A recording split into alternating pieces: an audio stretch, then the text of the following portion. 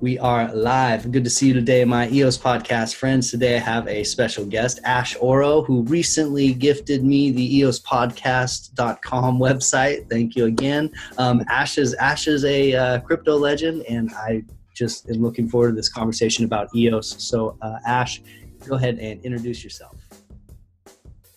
Hey, I really appreciate you inviting me on. And yeah, as soon as I saw that you were the guy with the EOS Podcast, and I had the domain, EOSpodcast.com, as someone who's built online businesses, I know how much SEO and search results can really help you. So it's a real pleasure. I went with EOS.radio, so I didn't have any use for the EOS Podcast anymore.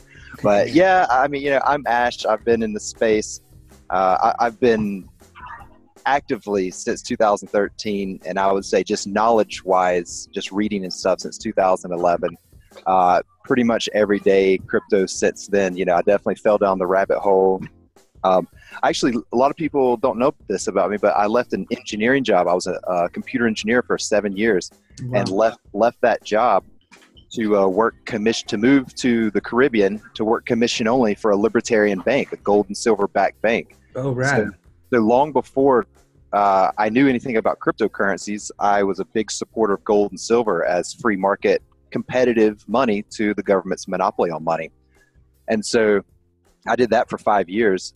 And then eventually until about 2016 or so, until I became just absolutely obsessed with cryptocurrency. And I knew that I could no longer convince myself that I could change the banking system from inside the banking system. Mm-hmm. And so, I left the offshore banking system and built a podcast and virtual assistant business and cryptocurrency every day. And, I would have called myself a Bitcoiner. Then I liked Litecoin and Dash. I was big in Dash. And, I had my share of Doge and Ethereum when it came out, and just iterating, just as an engineer, and an entrepreneur, just iterating my understanding of this technology over time. And so far it's landed me in the EOS community, which obviously I'm a little bit active in. Yeah, for sure. Well, what a deep history. And also you have the Freedom Proxy for voting on EOS, and you're one of the original founders of Team Chestnut, which is at the hackathon. So we'll talk about that stuff going forward. But my first question has to do, you have such a long history in EOS, in cryptocurrency, and even before, as far as kind of seeing the problems with the banking system. So with all that in mind, and kind of on that journey, being where you are now, what is most exciting, or what's drawing you to EOS right now? What do you see there? Yeah, it's the actual ability to use it. It's the actual ability to log in and use it. And, you could never use gold, really. We tried to create a gold-backed debit card so people could actually spend their gold in real time, and you couldn't use gold. You couldn't really use Bitcoin. As soon as anybody started using Bitcoin, you couldn't use it anymore. It was the ability to actually use a blockchain and have that experience and have that environment that I knew was going to happen in EOS, because I was familiar with BitShares and with Steem. And these were blockchains you could actually use for things other than just simply transferring tokens. And so whenever I really started getting as a daily user in Steem, I had enough fundamental understanding of the architecture of delegated proof of stake and just what it offered, especially seeing free pretty much instant transactions. And this is what excites me the most about EOS specifically, is that when you have free instant transactions, it opens up opportunity for creativity. And now, let's say you had what is a seemingly good idea on Ethereum, but you couldn't iterate through it because you couldn't build up a user base big enough to get that feedback loop and learn from. With EOS, DApp teams can pay for their users' CPU, so you're not even taxing the CPU. So it is free to use, and that's, as an entrepreneur, that's the most exciting part for me, is the ability to experiment and learn from iteration is one of the big reasons why I bought EOS to begin with, and why I still believe that through this burning, smoldering rubble of cryptocurrencies right now, EOS is going to be one of the few that raise back out like a phoenix. Yeah, I mean, the shakeout is pretty wild, but it feels good to be deep into the EOS community, and because I feel comfortable where it's at. I'm not worried because of the fact that like you're saying, there's so much going on. There's so many projects. It's really kind of mind blowing. And then they've done well as far as preserving their capital and having VCs kind of waiting to find these good projects and push them along. So it feels like there's just this pent up energy that it's no doubt be released at some point. I think there is. It's like the energy of the whole crypto system is being concentrated right now. Mm-hmm. And it's like, and I've played enough video games that have included phoenixes that I know when the phoenix dies, it goes into like this little egg, right? Mm-hmm. And it like stores its energy there until it has an opportunity to be reborn. Mm-hmm. And that's where we're at. And Block One has played their hand very, very well. Mm-hmm. They sold all their ICO Ethereum while Ethereum still had some value, which is awesome. Yeah. They've got a C-level team, a C-suite of guys, people that are super experienced up at the top. I mean, Dan's the Linus Torvalds or the Steve Jobs of blockchain tech at this point. And yeah, they've got the money. That they've got the money to help iterating EOS.io software through the winter. Yeah. And a lot of teams don't have that. I mean, look at Ethereum Classic, look at Steem, look at some of these projects that they're going to die on the vine, and I really appreciate what they did for us, but we're iterating too fast for them now. Yeah, and Steem was it was sad to see that happen to Steem or watch it happening to Steem currently, because what a beautiful platform, and like what a great proof of concept. That was Steem was kind of the one that was like, oh, this is actually going to work. Like watching, and it's like cool. Like who knows how long it's going to take or what's going to happen, but like this proves that this is going to work. And so, no doubt, I've got so much Steem love. I mean, I'm excited to see it. I'm not excited to see it fail, but I'm excited to see competition point out Steem's weaknesses. That's what I'm excited to see, because I always thought, I mean, I've been on Steem since literally the first month, and I interviewed Ned as soon as it was released. That's because I couldn't get in touch with Dan. Not much has changed about that these days. Still trying to get him on the Liberty Entrepreneurs podcast. But yeah, Steem was one of the first blockchains you could actually use for something besides just simply sending tokens back and forth. Yeah. But now we've got Tribe, and maybe we have Ono. I'm not sure, but there's going to be a lot of social media and gaming/gambling. Is what I'm really excited about from a user's perspective right now on EOS. Yeah. What do you think about the kind of Steemit 2.0, as people have coined it, that Block One may release? Are you excited for that? You just think that'll be... No doubt, man. Yeah. No doubt. And I'm sure Dan's learned plenty of lessons from the mistakes made by Steem. Mm-hmm. The ability to iterate is one of the best feedback loops in the entrepreneurial journey. Mm-hmm. That whenever I learned about what Steem did differently than BitShares and what EOS is doing differently than Steem and BitShares, it's like, this is how progress is made. So yeah, look, understandably so, Dan's a little bit pissed off about what happened with Steem and how he kind of got pushed out and how they didn't implement his roadmap, and how the initial token distribution was botched and created a bunch of whales. And I'm sure he's learned plenty. It's going to come out and it's going to be awesome. It's going to attract 1 million users from around the world to come use EOS, probably not mainnet, but at least the EOS IO software. Mm-hmm. Yeah, I'll be on it. Yeah, for sure. I'm waiting for that like pre-relaunch beta tester something. I'm in there, man. Like I'm so ready. For sure. And I'm sure that a lot of the Steemit community will migrate over really quickly to EOS. Some will be against it, I'm sure, but I mean, there's going to be a huge base that just slides over when that happens. So that'll be cool to see too. No doubt. Yeah. Go ahead. Oh yeah, no, I completely agree with you. I mean, at this point, the idea of owning your own information and being able to use something like a scatter where you have your information stored and then you use that as your singular login for any website. I've actually used EOS for hours every day for the past couple of days, pretty much all this week. Yeah, gaming and gambling, but whatever. At least I'm using a blockchain daily for hours. right? Yeah. And it's so much fun to go to like Bet Dice and literally log in with Scatter, and all of a sudden my username's there. I've got all my tokens. I'm ready to rock and roll. I don't have to sign up. I don't have to confirm anything. You know, my crypto assets, my blockchain assets move with me anywhere I go. And as soon as I'm done with you and your website, I log out, and then I'm just pretty much an anonymous user at that point. So yeah, it's super powerful. And the experience was nice too. I got to say, even at these early stages, I've been a nerd forever. I mean, I was on Napster in the late 90s, right? I was in IRC channels. I can remember this stuff. I can remember how awkward Flash games were on the internet, you know. And I'm sorry, I think there's a little baby screaming here. No worries. I'm in the coffee shop. You can always look around, like all the girls are like gooing over a baby, you know. But I can remember when the internet was awkward, and that's where we are right now in blockchain.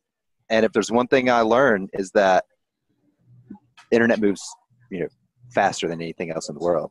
And so it's going to only continue to get easier and prettier and better looking and more convenient and safer. And that's why I'm in EOS, because this is the only blockchain that I can see that's headed towards that direction.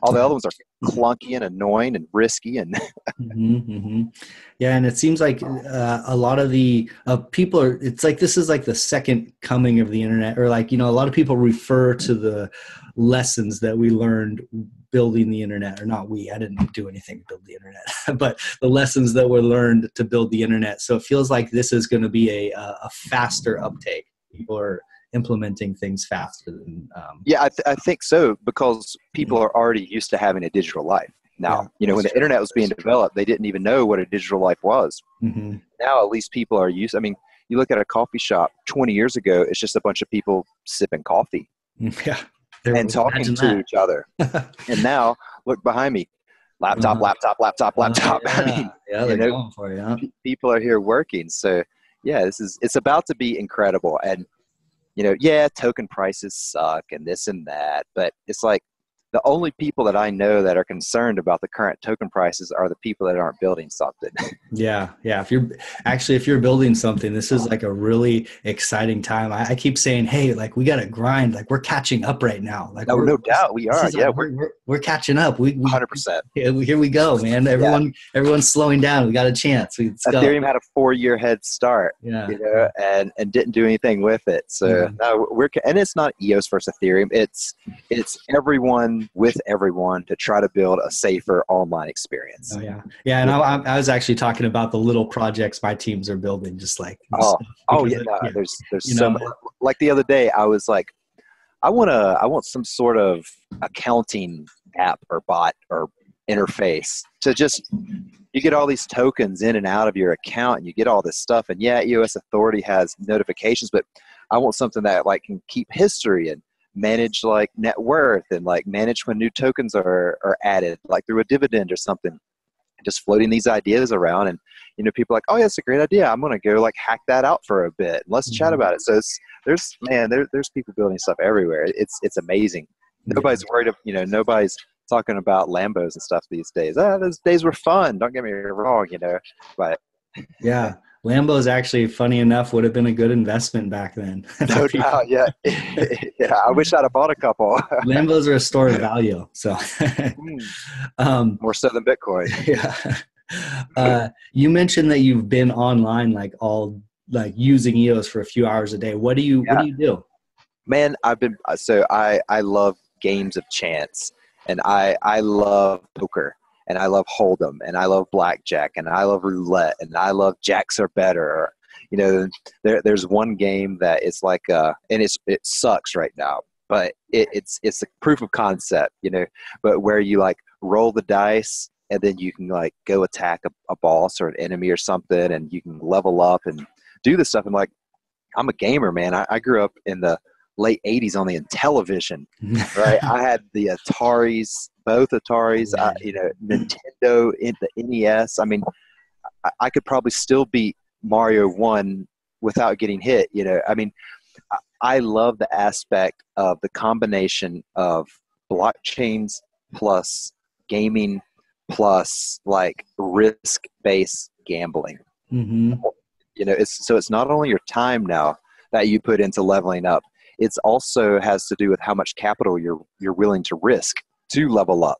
You know, super microtransactions now, maybe 0.002 Ethereum, and you might be able to have a 4% more of your critical hit or something. I don't know, but it's super exciting to see how gaming specifically is starting to take hold on EOS as it's their first killer dApps, if you will. And I think this is a gateway to pull in a lot of people. I mean, because let's be honest, gaming reaches hundreds of millions of people around the world.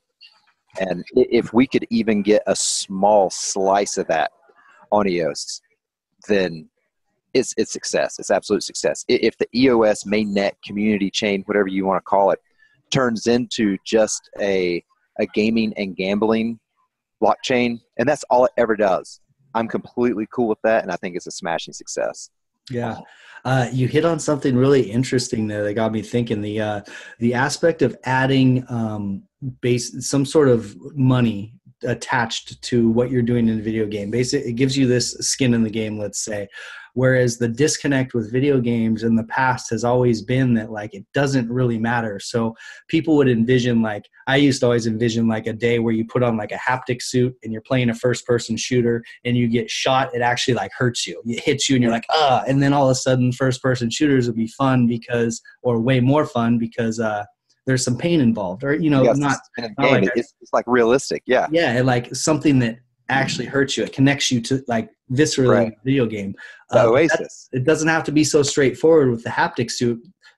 If you add money to it, that's basically the same thing. It goes around it, but like mentally there's like actually pain there. So now all of a sudden these video games are connected to us more. That's pretty interesting. And like you pick up a skin, or you pick up a new gun, or you have some items, or you get experience, and that experience doesn't sit on someone's centralized server. It's now associated with your blockchain account, and that experience follows in everywhere that you go. I might have a business where I sell T-shirts. I don't know. And if you check out with an EOS account that has 1,000 experience in this level or this game, and I really like that game, I might give you a discount, right? Or I might extend to you a buy one get one 50% off. But your gaming reputation stays with you, which I don't think a lot of people really think about. But me coming, you know, I dabbled in competitive gaming for a while. Never won any money or anything like that, but you know, what game? Age of Empires. Oh, really? Wow. Cool. Yeah. Way back in the day. This was like late 90s, early 2000s, Age of Empires, Rise of Rome, and Age of Empires mythology. And, you know, you kept your reputation there, but it didn't go from game to game. As soon as you're outside of the gaming environment, then you basically lose that reputation, which I'd worked, you know, a little bit embarrassing to say, but hundreds of hours in each of these games. And now what do I have to show from it? Well, stories, you know, nostalgia.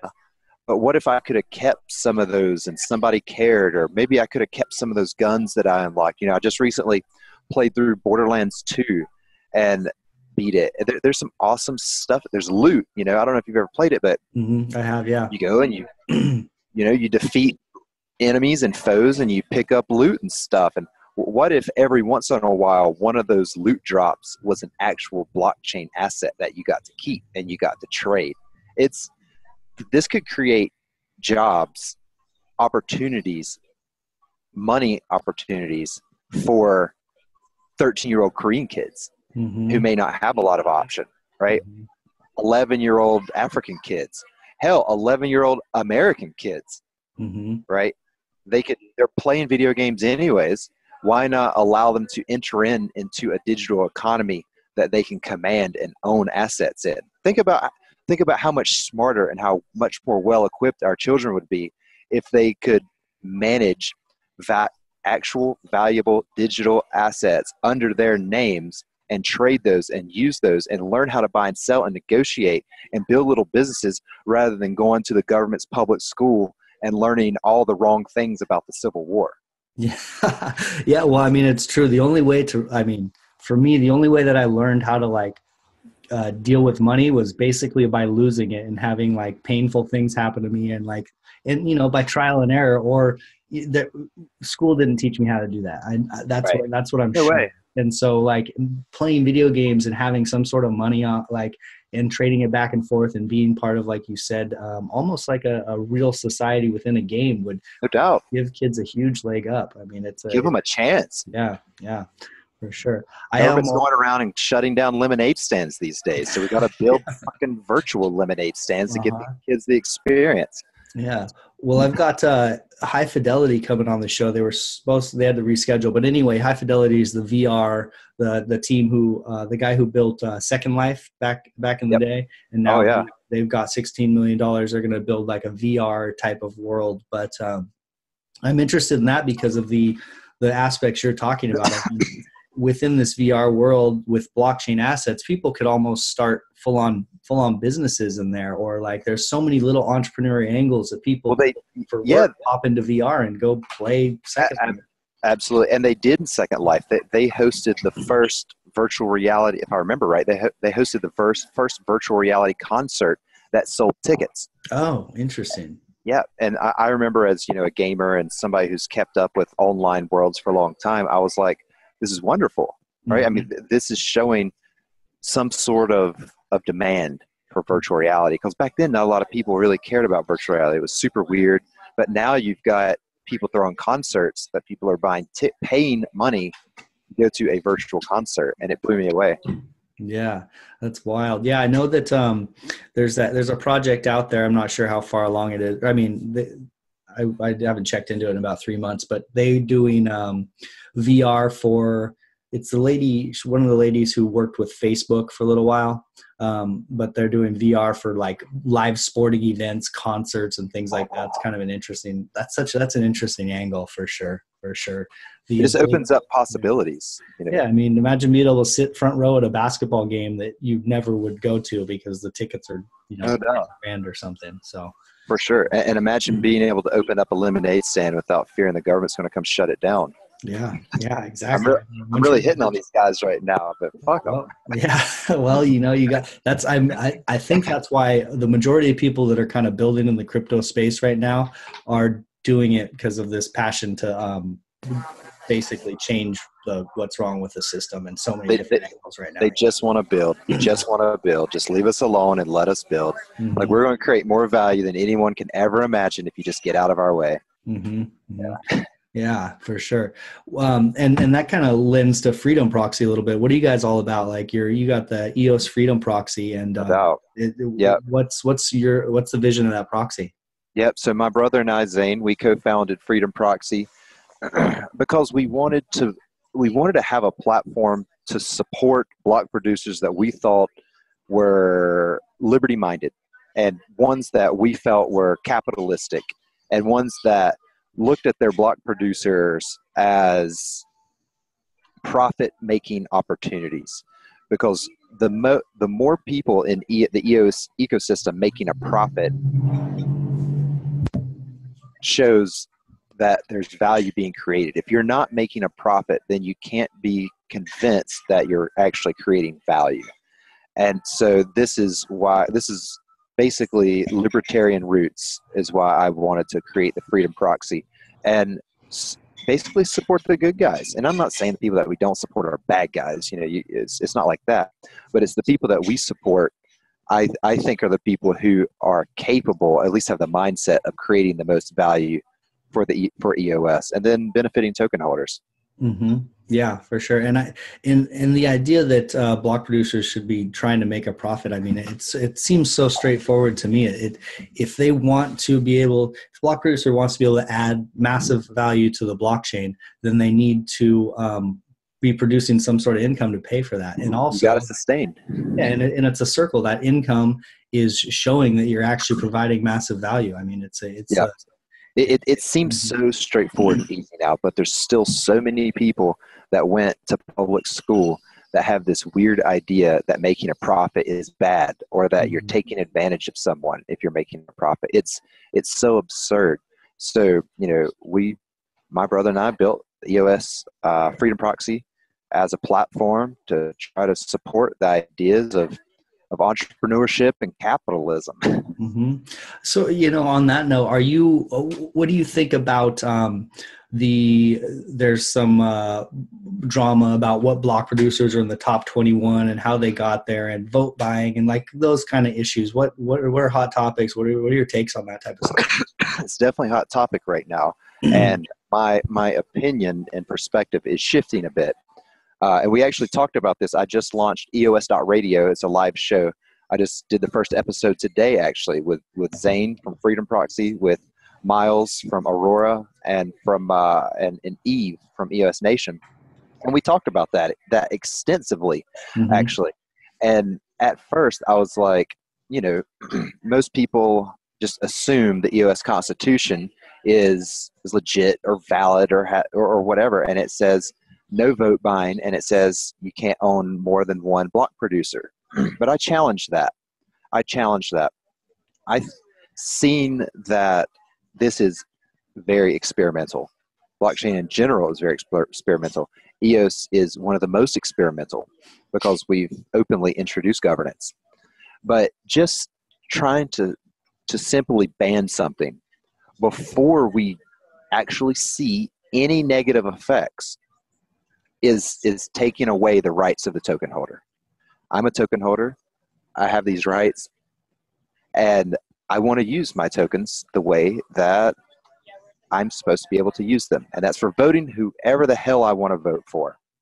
And if and we need to have an open conversation about this, because if some random guys that created a random initial constitution for EOS all of a sudden say that I'm not allowed to use my tokens in the way that I want to use my tokens, well, they are essentially removing my rights as a token holder. And that conversation needs to be out in the open. So my position is allow BPs to own multiple BPs for now.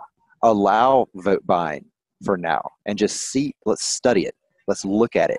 Let's allow these people to iterate on it. Let's allow Shintais and start EOSs and all sorts of business models that can use tokens as incentivization structures, and let's see what happens. Let's see if it actually adds value.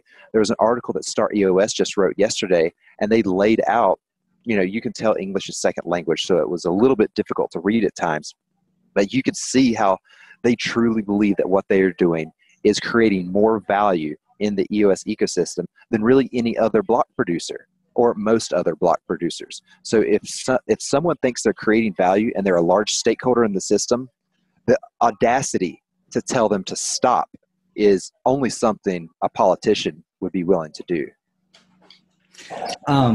Cool. Well, like the part that sticks out for me is thinking of these big systems like governments and things like that. The problem that continues to arise is there's these things happening on the micro level that we don't understand. There's this complex system, and somewhere at the top we want to put a rule in place that we're going to say, okay, that's going to change this and this and this and this and this and this and have this effect.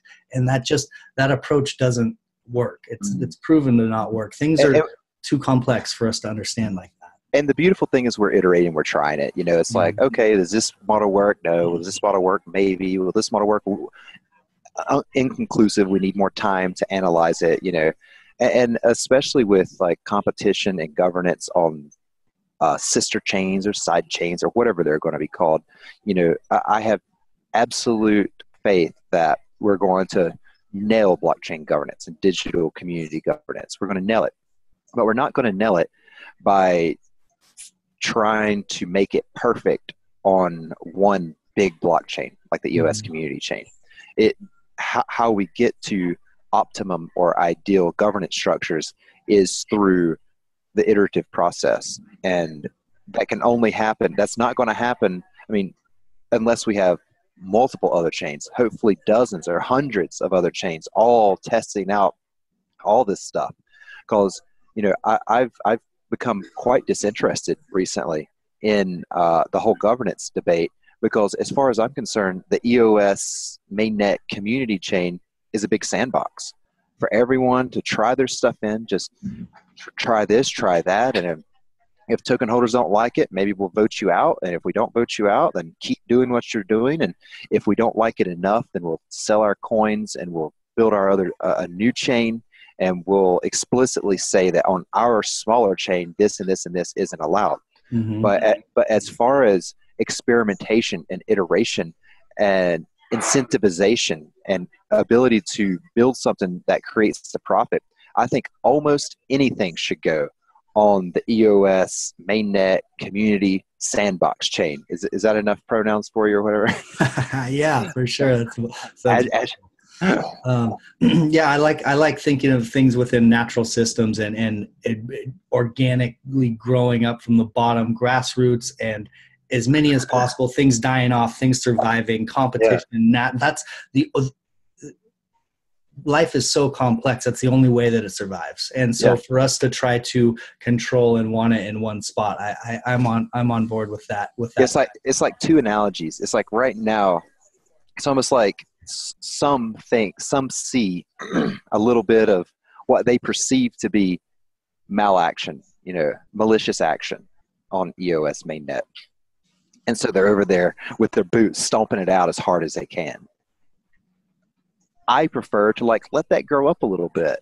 And, you're not sure if it's poison ivy when it just starts growing. Mm-hmm. It could be in almost anything. So why don't we just take a look at it for a while? The other thing is, what was the other thing? Damn, I had two really good analogies there. Anyways, the natural systems starts the natural system. Thank you. And just think about how cells reproduce. I took enough, biology and chemistry classes. Does the body centralize its focus on that one bad cell and try to cure it? Mm-hmm. No, it continues to reproduce and allow that cell to die. Yeah. Right. And so that's how these EOS chains has to work. Like, I'm not saying that you shouldn't try to strengthen and support the chain that you believe in, or maybe that your capital is invested in. Mm-hmm. But the way that organisms grow is we're reproducing this stuff and allow, natural selection to prove our strongest and most capable. And sometimes those damaged cells just need to die. Mm-hmm. I'm not saying I think EOS community chain needs to die by any means. It's still where I have the majority of my capital. but the idea of the one main net like we had at launch, that perspective has quickly left me. Yeah, and I think kind of the main takeaway for me is that these complex systems, it's too complex to predict, so we need to be more, or I'm just more open to seeing what happens and going with what's working as opposed to trying to predict and fix before we have enough information. So for sure, predict and fix, that's a dangerous game. That's what governments do. Exactly. They try to predict and fix. They offer solutions to things that aren't problems. Mm-hmm. And I think that's what we're seeing a lot of in EOS governance right now. Yeah. Well, so I think one of the main kind of mental hurdles that people wrestle with when they start thinking about, okay, what if there's 100 chains, is what's that look like for the EOS token value? Like if you're holding 10 EOS and then 100 chains, now what happens to my 10 EOS? How do you see that? It's got to compete. The EOS native token has a privileged position right now as pretty much the only EOS resource token that anybody knows of. Mm-hmm. But if we keep getting some shenanigans like ECAF, then it could very well fall in value because of preferred structures, resource allocations, voting structures, governance structures, whatever, on other chains. I will be selling my EOS at some point and diversifying into other chains, native tokens, once they become available, because I'm of the conclusion that the EOS community net is too diversified culturally. I think it's too diversified geographically, where it's too hard to get people together, and it's too slow. It's too monolithic already. It no longer feels like a startup, and I think we still need that startup hustle mentality right now to iterate at the speed that will retain the value of the tokens. And if Telos, for instance, and I don't necessarily think that they're the one, but if they could offer a noticeably better experience or smarter governance or better voting or something, oh yeah, EOS native tokens in trouble. Mm-hmm. And it's going to remain in trouble. It's, look at the gaming and gambling tokens. They've been on a moon when compared against EOS. It's because it's something new, it's something exciting, it's something that offers new opportunity.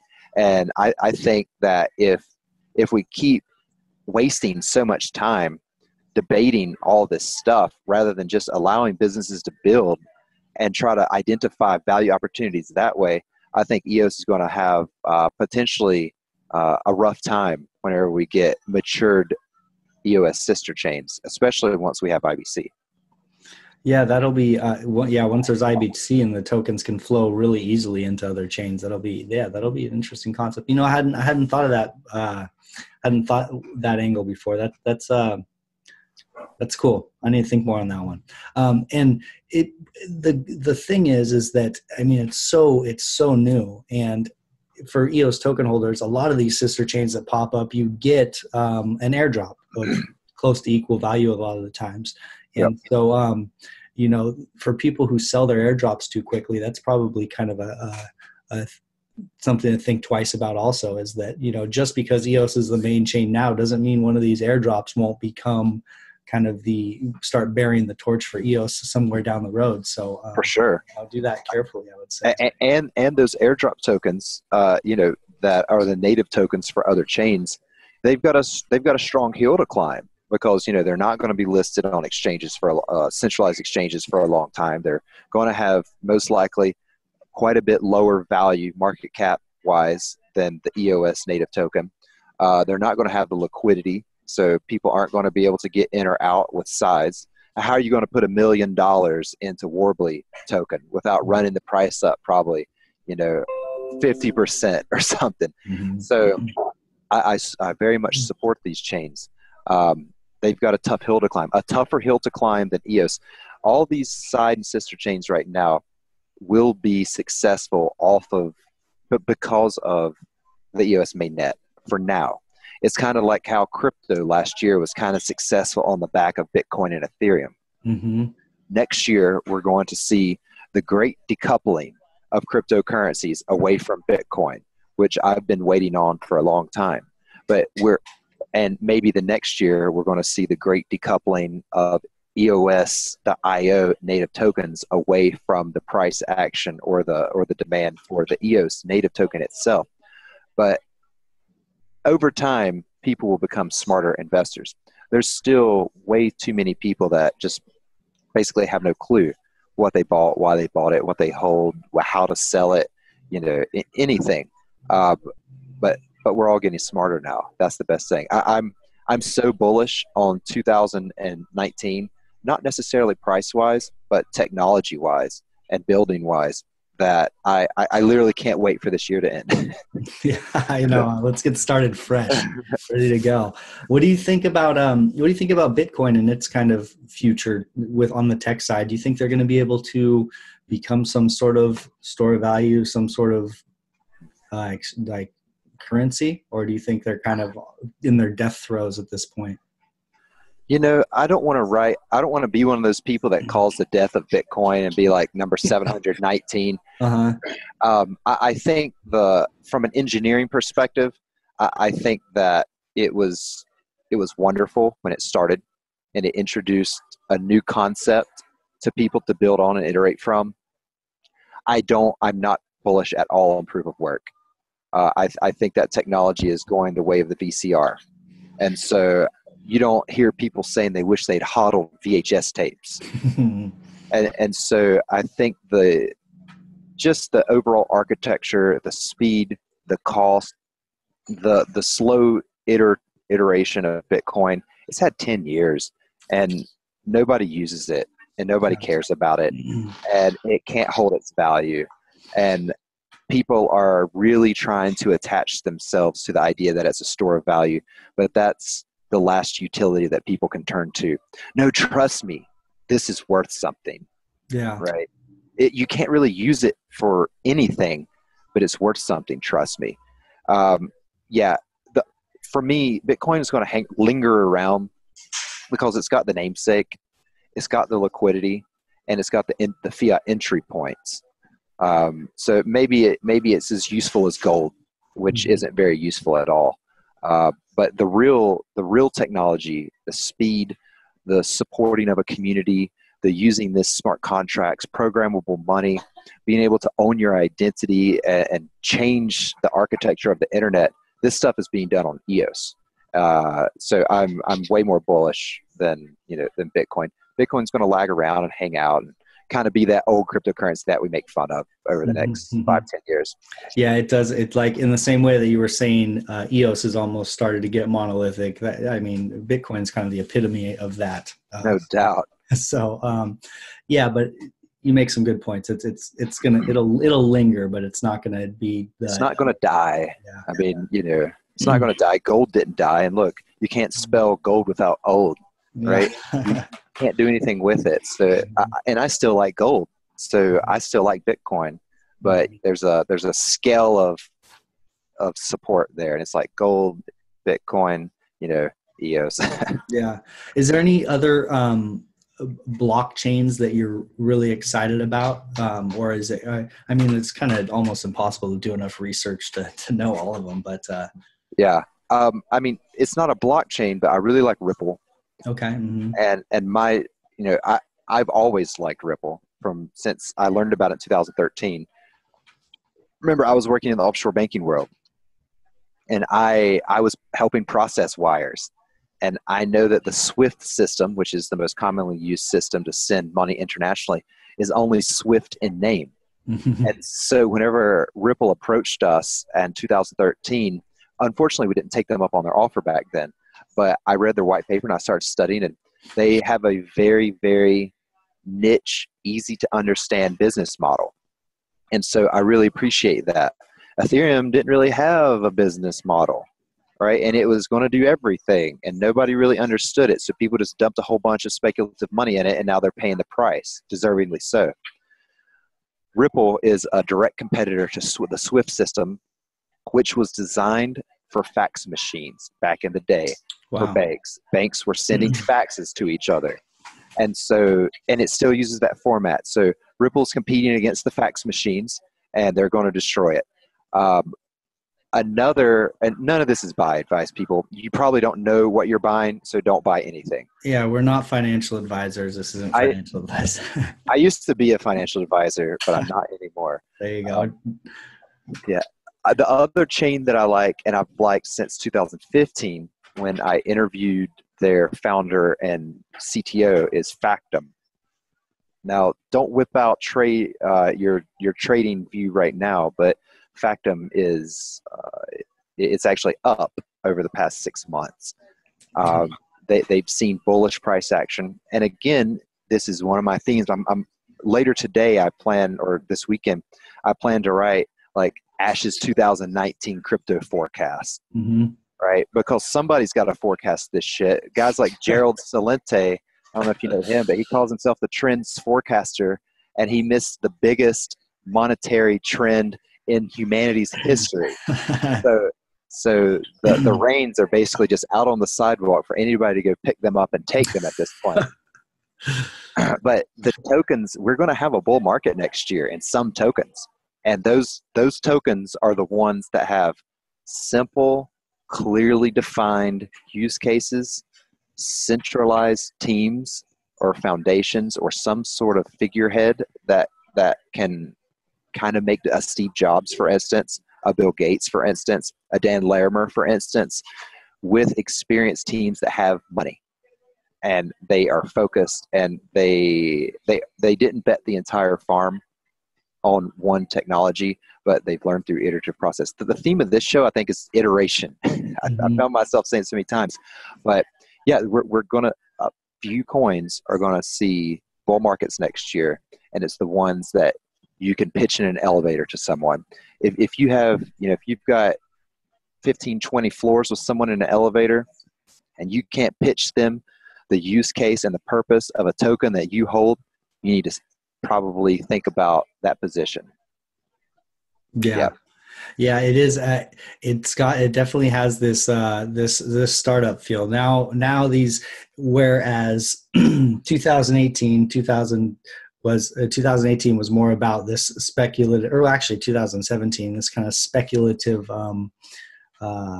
wildness, people just buying ideas. Now it's about, these are like more legit startup type companies where people are now acting more like a VC investor would, with like some speculation, with some skepticism. Like, what are you going to do? How are you going to do it? What's your niche? So how are you going to make a profit? What's the utility of your token? Exactly. Right. So that kind of mania is gone, and now it's like kind of swung the other way. Now very smart practical. Money. Yeah. Very, very dumb money retail money came in last year. Mm-hmm. No money came in this year, and smart money's coming in next year. So I fancy myself smart money. So nice. Let's see which returns we can find. Yeah.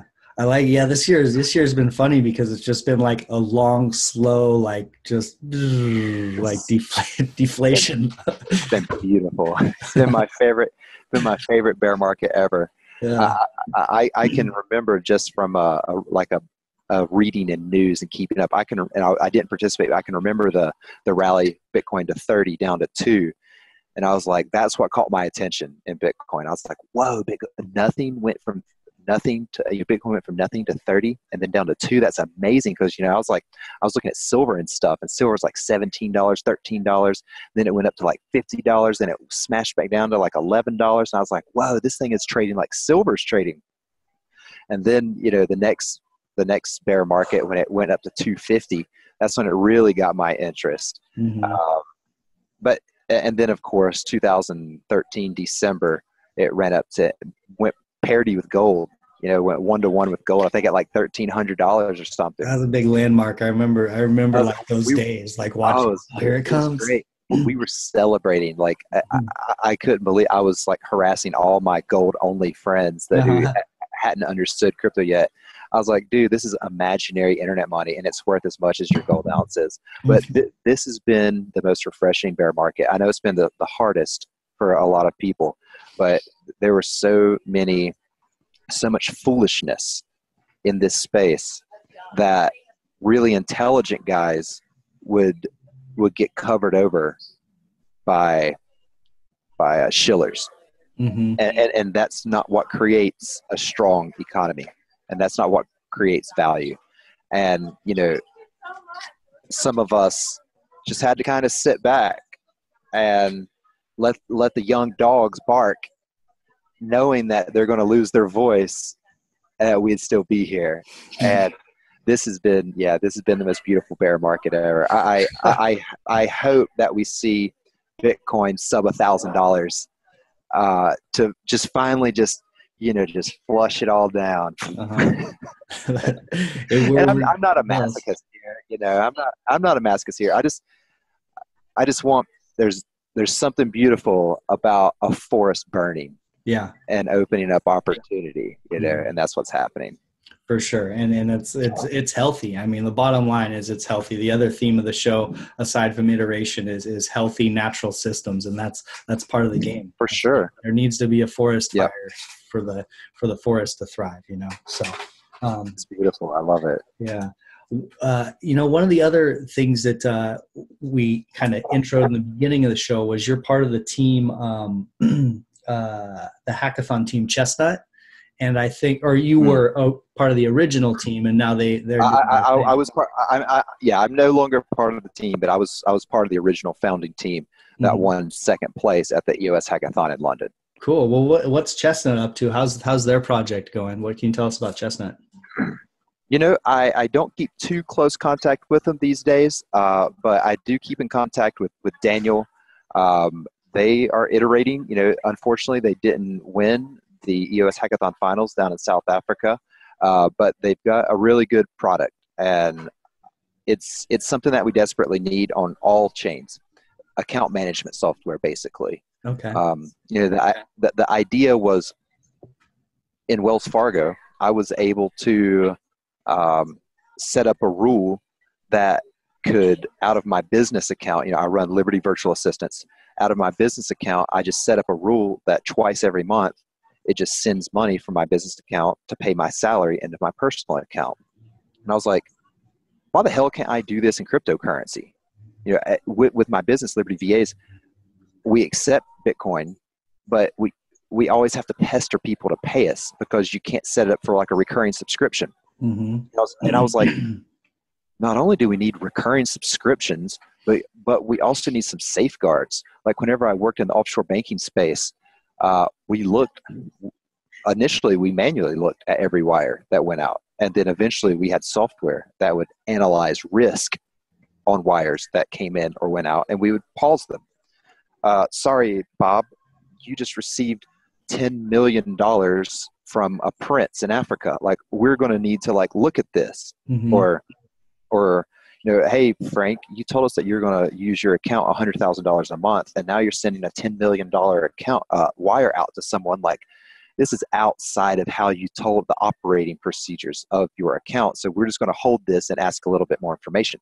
Now, at the bank, we were doing this for our benefit to de-risk ourselves, right? But if we can extract out the protections from what we were doing and remove the lack of control that the user has over their own funds, that was basically, for me, this was my part. This is what I brought to the table for Team Chestnut. Why can't we have all the great things about the banking system and remove all the shitty things? Why can't we have subscriptions and timed payments and whitelisted accounts and amount thresholds that we could use in our account without feeling like, maybe I send the wrong amount, or maybe I send it to the wrong person, or heaven forbid I get hacked and somebody just tries to empty out all of my liquid EOS. Well, if you had a Chestnut account, you would get hacked, and there's a smart contract layer sitting on top of your account as kind of like an oracle, a firewall, if you will, that you poke holes through. And even if you got hacked, if they didn't have the multi-sig ability to pop off that smart contract and they just got your private key, well, they could only send per the rule set that you created and punched holes through your account firewall. So if I put it that I only want to send 100 EOS a week and I get hacked, well, unless they can pop off that smart contract, they could literally only send 100 EOS in the next 7 days, and possibly to only the accounts that I had whitelisted. Yeah, well, those safety features like that make people feel more safe about holding their wealth in cryptocurrency are huge. I mean, they're huge. That's part of the next wave of adoption. Is like not only the ease of use, but the security, and just for people to feel secure. So it's that convenience for security threshold that Bitcoin had the security, but the ease of use was over here, right? The Bitcoin community couldn't iterate to the point to make Bitcoin convenient to use. They made it so secure. But guess what? If security is so manual and so difficult, a lot of people aren't going to learn it. And it's actually less secure because people don't know how to operate their account, their Bitcoin account. Where EOS is finding that really nice cross-section between security and convenience. And that's Chestnut right there. That's the niche. And I just saw that they are launching on Telos, which I completely support. They've already got some competition. EOS Asia has rolled out something called Guardian, EOS Guardian, which is an open source account management software basically to do the same. So, like my tweet the other day, safe, smart EOS accounts are literally right around the corner. Within 6 months, we're going to have, safe, smart, customizable, personal EOS accounts. And I couldn't be more excited. Yeah, that'll be fantastic, won't it? And also the Block One wallet should be right around the corner as well, it sounds like. So yeah, so I learned that the Block One wallet isn't actually a wallet. Okay, what is it? It's a signature management system. And so just like Scatter, for a long time, Scatter just allowed you to log into websites, but it didn't have tokens that you could manage within it. Mm-hmm. That's, I believe, now I could be wrong, I don't have any inside information except just what I overheard and saw Dan displaying at the EOS Hackathon in London. But it looks like they are just attempting to create a signature verification software that's going to support multiple EOS blockchains. And so maybe you could log into EOS Toolkit, for instance, using your Block One wallet, which is going to be really secure and have fingerprint or maybe face recognition, stuff like that. And then apps are going to be able to allow you to manage your tokens and such. But it's much more foundational to have a trusted wallet like Scatter that can identify you and do signature verification. Signature verification is the most important thing. And I heard Eric from EOS Amsterdam say at the Norway conference that I was very fortunate to MC and host. He said, at the end of the day, EOS is just a big signature generation engine. And that technically that really helped clear up some ideas about what we're doing here. We're just creating signatures. We're moving from an internet that didn't require signatures or proof of identity to one that requires signatures and proof of identity. And that's the role that EOS is playing. And that's the role that the Block One wallet, I believe, is going to fill. Yeah, that makes a lot of sense. And I love I love how simplified that is and that kind of like throws a bunch of stuff out of the way. Like, oh, okay. It's just, and for Dan to see that and have their wallet go in that direction makes a ton of sense. And I love the idea of, that's one of those little hurdles that's kind of still rough, is to log into, even like Scatter, you got to go to maybe one other place, to your LastPass or something, you get into Scatter and then go. When you take that away with some sort of biometrics, face recognition, maybe combo with a fingerprint or some sort of whatever they got planned, and you can pick up your phone, and if it's you're instantly recognized and you're kind of into the blockchain or into your account. Right. How do you prove your identity? It's all about identity proving. Yeah, because like you said, we got these signatures, we need to sign them, but right before we sign them, we have to prove our identity. So what if that was really easy? So really, really easy, really simple. Maybe it's retina scans, or maybe it's a password plus a fingerprint, or maybe it's a fingerprint plus a YubiKey, or, since EOS version 1.2, it's had YubiKey support. Nobody knows this. Nobody's implemented this yet, but I'm a huge supporter of YubiKeys and I've got one right here. Two-factor hardware, hardware 2FA. But and I really like it that they're not, and I can't confirm any of this, so take me on my word, whatever. It's all speculation. But since Block One isn't creating a wallet that stores and directly transfers tokens, there is so much less legal risk from like a securities token point or a money transmission token, a money transmission license, because all their wallet is doing, from what I understand, it's signing transactions and proving that you are who you are. Nothing fancy, but it's so fundamental that it's beautiful. Simplicity is what I appreciate. Yeah, and then it can be integrated, it sounds like, probably by all kinds of wallets, and let the wallets, battle it out as startups, and the best wallet wins with this simple core infrastructure built by Block One. No doubt. Yeah, it's coming.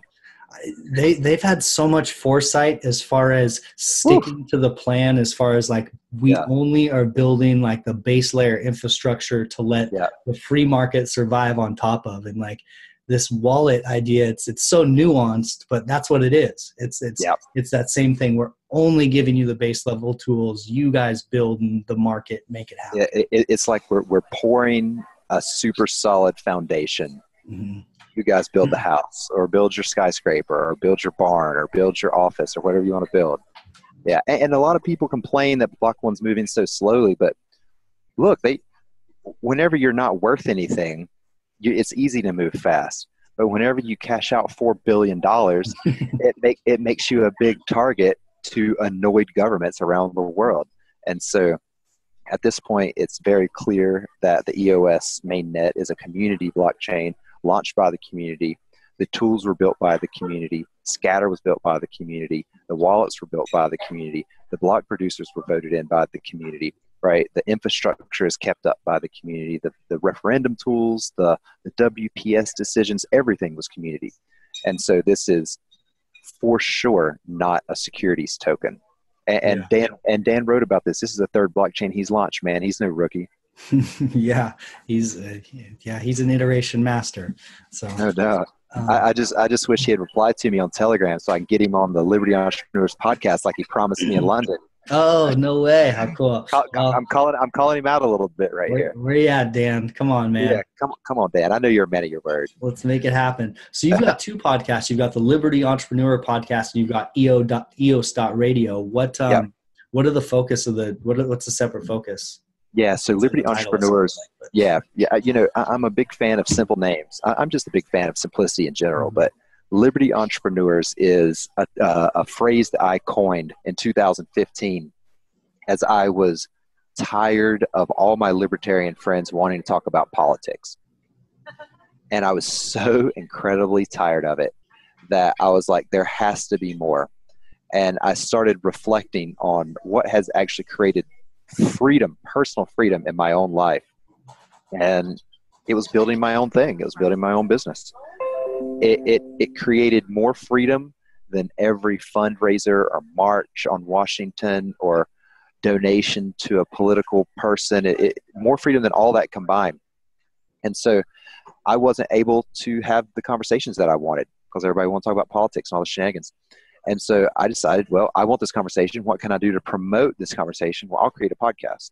And so I created in like September or October 2015, I created the Liberty Entrepreneurs Podcast. I used to do it every week. It's a hobby project. I never had any plans to monetize it because the value that I found in it was growing my network of liberty-minded, free-thinking entrepreneurs. And I have it's been a smashing success. We just released episode 87, I think it was last week or so. And I've committed to doing 100 episodes of it. Maybe Dan will be the 100th episode. I don't know. Maybe we'll see. But I really enjoy it. It's a recorded format that we post on you can check it out, libertyentrepreneurs.com. I've interviewed a lot of OG crypto guys in the space. You know, Eric Voorhees, Patrick Byrne from Overstock, Roger Veer, a bunch of these guys. And it's been a lot of fun. You know, everything comes to its due date, and I can feel about 13 more episodes or so of Liberty Entrepreneurs, and I'll feel very, very satisfied and complete that I did that project. EOS Radio, so it's EOS.radio. That's the domain. No website yet because I wanted to make sure, I wanted to get the proof that people demanded this and they found value in it before I spent $10,000 getting professionally branded and getting a website up and stuff. But the idea for EOS.radio came from me becoming really tired of and bored of presentations and going to conferences and hearing these guys on stage drone on and on and on, shilling their projects and just people on their phones and people falling asleep and people not caring. And I started to notice that the best, most entertaining, most valuable aspects of conferences, both in-person conferences and virtual conferences, were the panels. It was always the panels. Mm-hmm. And so I wanted to create more panel discussion in a bear market where people don't necessarily have the funds to go to conferences, not just the one-on-one interviews like I've done in Liberty Entrepreneurs, and without having to worry about all the professionalism and the production quality and all the stuff that you do whenever you don't do a live show. And I'd never done a live show before.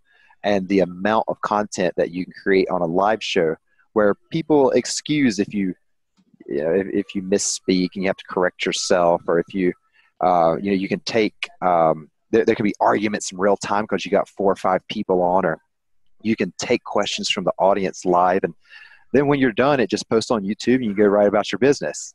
And so it kind of combined the best of my podcasting experience with the best of my my conference experience. And we did the first show today. Maybe it's a weekly show. Maybe it's twice a week show. Maybe it's a daily show at some point if people are really excited about it and we get in a bull market and everybody's excited, But it's just another outlet, man. Just like Liberty Entrepreneurs, dude, I wanted a platform to have the types of conversations that I wanted to be in and I wanted to hear. And so rather than wishing somebody else did it, I'll just go out and build it myself. Mm-hmm. That's cool, man. That's really cool. I started this podcast for the same reason that you started the Liberty Entrepreneurs podcast. I wasn't having the conversations that I wanted about EOS, and I just wanted to talk to people deeply about it. And like, it just wasn't happening. I was like, all right, well, I know how to do it. Yeah. So this and did you have a podcast before that? Nope. No. Just because what did you do on Steem? Because I remember you were or pretty active on Steem for a while. Yeah, I was talking about the kind of Happy Money Man comes from like analyzing life and kind of being well-rounded and fulfillment and balance and how money plays into that. And so Happy Money Man was kind of like, it was an equation. It was basically fulfillment, human relationships, life first, which is kind of encapsulated in happiness, which kind of leads to money. If you're balanced enough and you're going for it, then money kind of comes. But so Happy Money Man, that's where that comes from. Where people get it twisted is that they put money so naturally in front and think that it's going to lead money happy man. Yeah, exactly. And money happy man doesn't make any sense. And he doesn't last for long. Yeah, people burn out. They have 9 to 5 jobs where they, waste 20 years just fucking around like in front of a computer, not fulfilling themselves. And so that's what it was about. It was just like, hey, we have like this beautiful life to live. There's all these human relationships. There's all these risks that we can take and live life and be entrepreneurs and be part of this system. There, and then money will come. Like that's what happens when you do it right, I think. So yeah, that was my initial take. And then I just started getting deeper and deeper in and EOS and so yeah. Yeah, that was my Steemit. That was my Steemit journey. Yeah, that's great, dude. Yeah. So, and now I'm here. So yeah, sure. Making content, networking. Yeah, for sure. Yeah, I like crypto for a lot of the same reasons as you. I've been kind of a free thinker, a big time learner, and really not happy with the structured system that I think represses a lot of our natural human tendencies and talents and all the things that are beautiful about humans, man. A lot of it's getting fucked up by by too big of systems, getting in the way. So we're building it though, man. We're building it and bringing it back home. So I'm super bullish on humanity in general. As somebody who has built a couple businesses and continues to have these ideas, I mean, I can't help but being an optimist. And I think I'm a rational optimist, but I literally see opportunity everywhere I look these days. And I think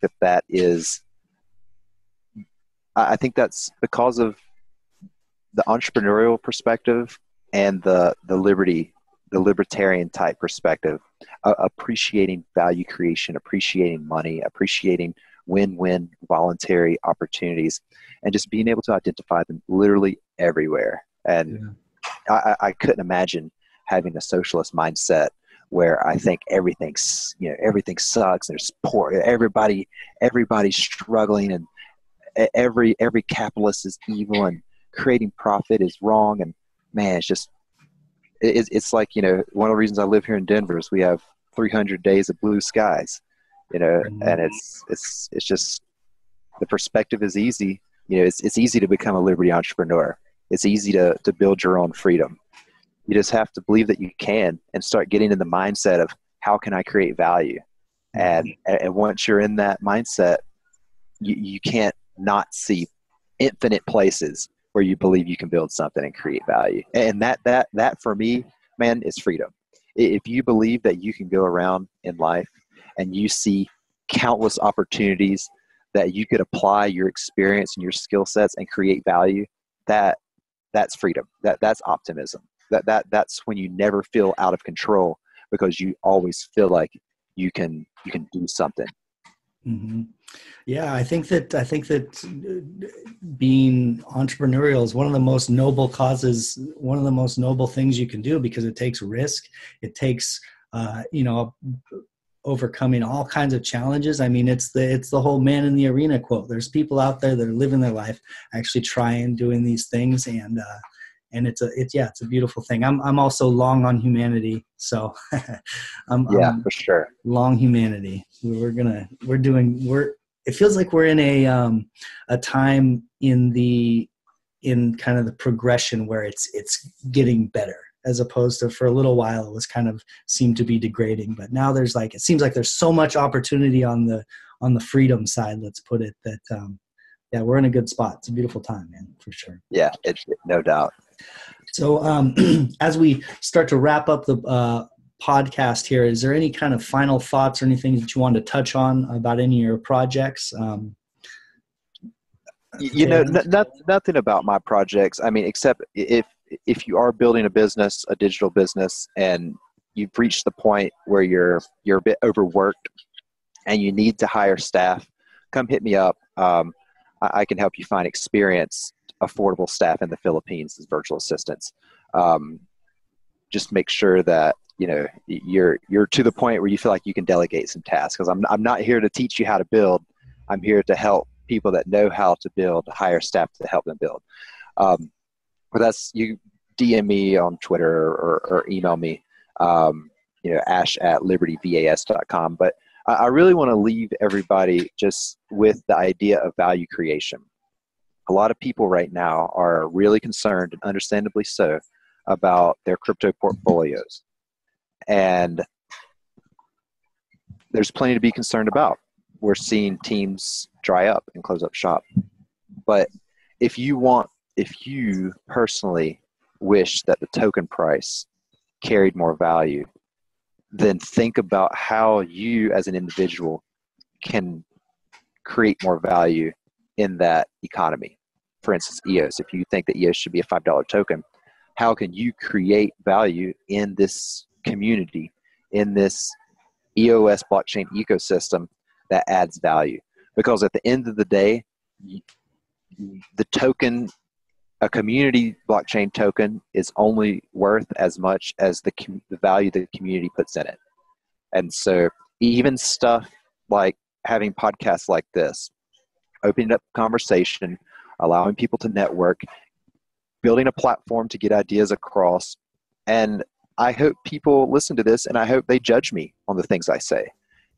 I hope people listen to the things that are talked about in the public, because it's not easy to express your opinions, and especially strong opinions, out in the public like this.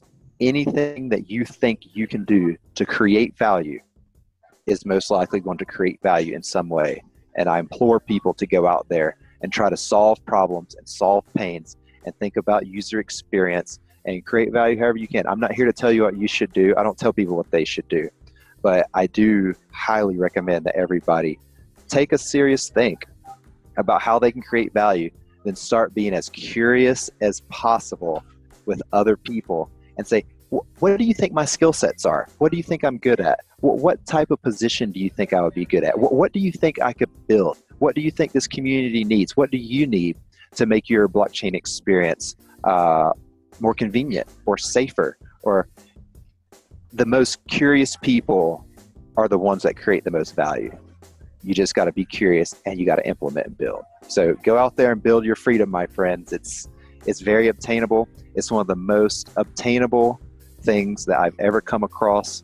It's not a mystery. It just requires focus, curiosity, and a couple years of really hard work, and then you're free. Build your freedom. Yeah, Ashe, you're a legend, man. Thank you for coming. Thanks, dude. Appreciate it, man. It's so cool to talk to you and to learn. I love hearing all these ideas. So, man, you're rad. The EOS Podcast listeners, you guys are also rad. Love you guys. And until next time, cheers. Cheers. The money is not the prime asset in life. Time is, and your time is.